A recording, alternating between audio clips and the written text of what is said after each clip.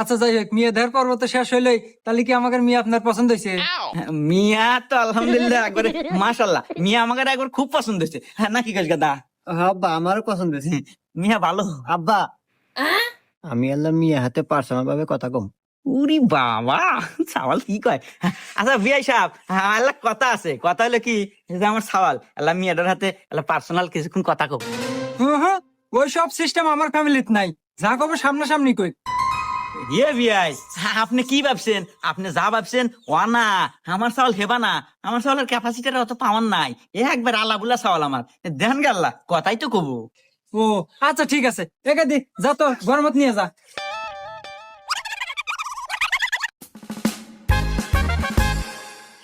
আচ্ছা তুমি কোন ক্লাস পর্যন্ত পড়ছে?